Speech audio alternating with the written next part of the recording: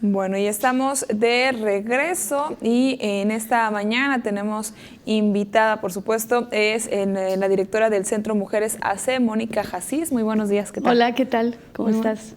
Y bueno, pues tenemos este 30 de abril, ¿no? Como cada año, el Día del Niño, y es importante pues conocer, ¿no? Cómo es el balance, cómo hemos crecido en el sentido de tener más políticas públicas, de estar más de cerca con ellos para que lleven una niñez, hablando de Baja California Sur, por supuesto, ¿no? ¿Cómo ha sido este avance y este tema?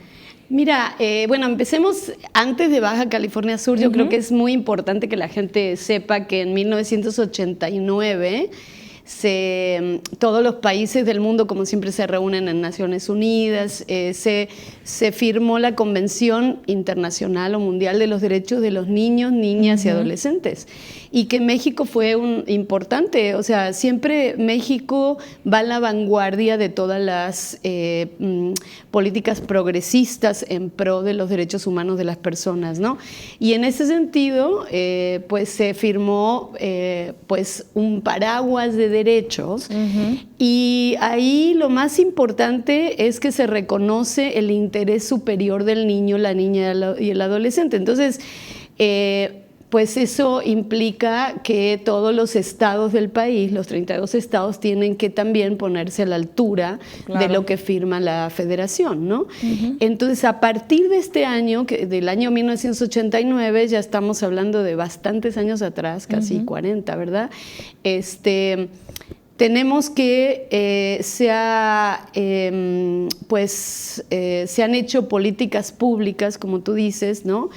Muchos de los estados lo han integrado a las constituciones de los estados, porque aparte se integró la constitución del país, ¿no? Y reconociendo que los niños, niñas y adolescentes tienen un nivel de superioridad en cuanto a derechos que los adultos. Y eso es muy importante, porque antes de eso se consideraba que, pues como somos adultos y adultas, tenemos no solo obligaciones con los niños, sino que tenemos todos los derechos sobre ellos. Y no es así.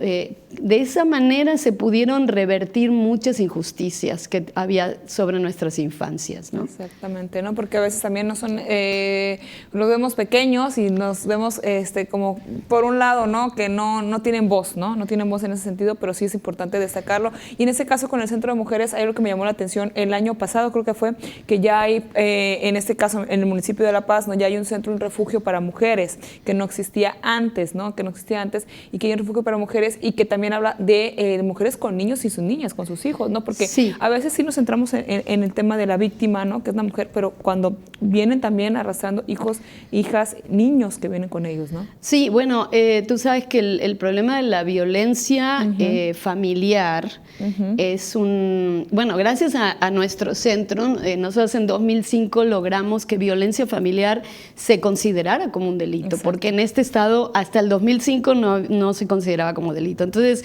como vamos a la vanguardia, siempre Centro Mujeres en proponer cambios en las leyes que sean progresistas para que el Estado cumpla con la obligación de respetar y hacer respetar los derechos humanos en toda su dimensión, ¿no? Entonces, en este sentido, por muchos años se quisieron hacer refugios.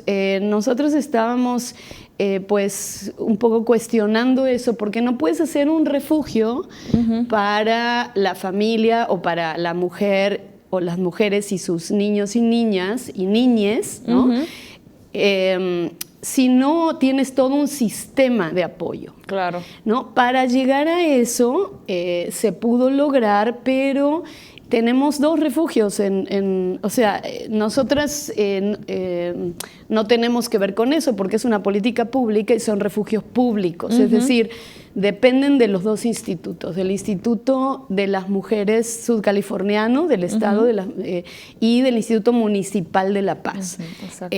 Tengo entendido que, por ejemplo, el Municipal de La Paz está funcionando realmente muy bien, gracias a todos los apoyos que hay. Por eso es un sistema, es una constelación de apoyos para que la mujer que llega con sus niños, niñas y niñas a refugiarse porque no tiene otra posibilidad, no solo tenga un refugio por una cantidad de días, sino que en ese momento se le dé todo tipo de apoyo psicológico, de apoyo laboral, es decir, si ya que esté preparada pueda tener un oficio y pueda tener un trabajo, ¿no? Porque si no, pues no logramos. Sí.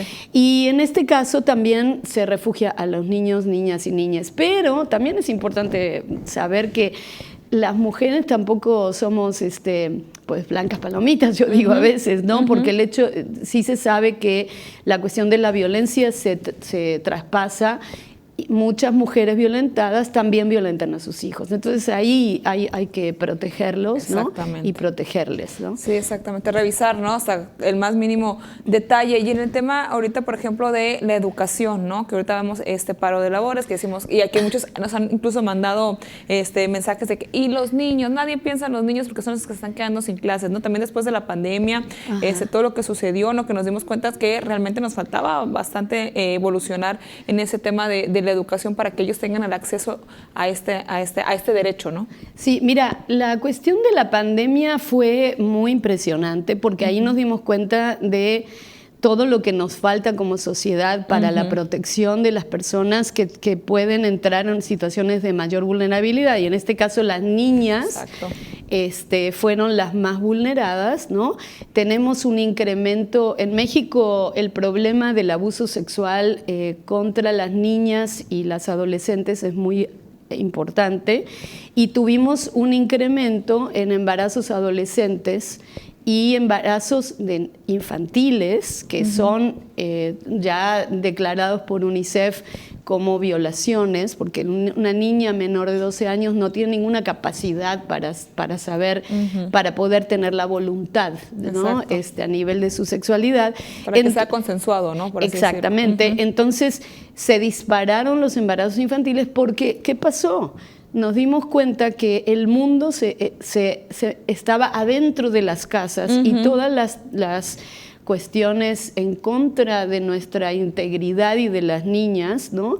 Pues se evidenció. Entonces, ahí la pandemia nos está enseñando muchas cosas, ¿no? Que hay que trabajar mucho dentro de las familias para que las adultas y los adultos entiendan que los niños tienen derechos. Como dicen, yo lo he escuchado mucho, los deberes de los niños. Bueno, el deber de los niños es estudiar y jugar, ¿no? Realmente. Y lo demás son derechos que ellos tienen por este principio de interés superior del niño, y la niña y el niñe, o la niñe, y los adolescentes, y que el Estado, en el caso de que los padres y las madres, ya sean biológicos o sustitutos, no pueden cumplir con esa obligación de protegerles, entonces el Estado lo tiene que hacer. Exacto. ¿No? Eso es muy, muy importante. Exacto, y bueno, pues así también yo recuerdo hace unos años, fue como en el 96 más o menos también, que hicimos la votación de los derechos de los niños. Recuerdo mucho que fue algo así como unas elecciones, pero para votar los derechos de los niños, ¿no? Y esto que mencionas también, que en cuanto a los vulnerables, pues siempre están dentro de los grupos vulnerables cuando se trata de salud, cuando se trata, ¿no? De cualquier tema social, pues ellos son los que están, ¿no? Dentro de los grupos vulnerables, por así decirlo. Bueno, ¿no? Nosotros no decimos grupos vulnerables, nosotros decimos grupos vulnerados. Porque, exacto. Porque realmente cualquiera puede entrar en cualquiera es vulnerable. La sociedad te vulnera, ¿no? Por ciertos prejuicios, porque te atropellan tus derechos. Entonces puede ser, como decimos, un día puedes estar muy bien, hasta la gente más rica y mejor posicionada, un día tiene un accidente y pues ya pasa a ser discapacitada, ¿no? Y entonces cuando las vulnerabilidades existen porque la sociedad las promueve y entonces tiene muchos años que tratamos de que cambie este concepto, y bueno, esto gracias a las asociaciones de discapacitados, fíjate que ellos promovieron cambiar el concepto, ¿no? Por eso, porque también si vemos a los niños y a las niñas, como decimos, las infancias o las niñeces, ¿no? Como un grupo vulnerable, siempre le vamos a tener lástima. Y en Exacto. realidad hay que verlos desde su fuerza. Sí, se cambia el Por eso el concepto. principio de interés superior del niño, ¿no? Y la niña, es decir, tienen esta posibilidad increíble y son personitas maravillosas, ¿no?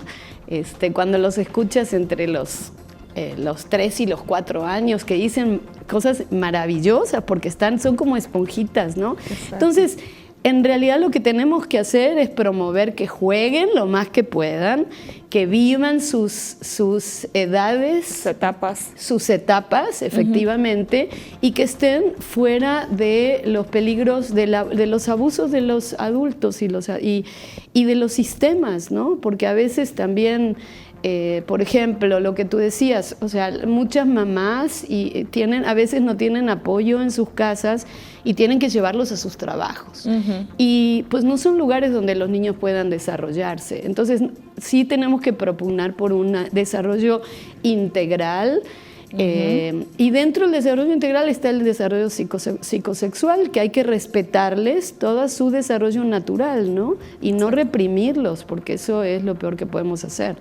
Y bueno, es que podríamos irnos todavía otra hora más hablando de este tema, porque sí, efectivamente hay mucho de qué hablar, sobre todo hoy en el Día del Niño, ¿no? Y pues, lo que representa, ¿no? El tema de una niñez y una niñez sana también. Pues muchísimas gracias. Muchísimas gracias, Mónica Jasís, directora del Centro Mujeres ACE, por haber estado con nosotros. Es momento de irnos a una pausa. Gracias.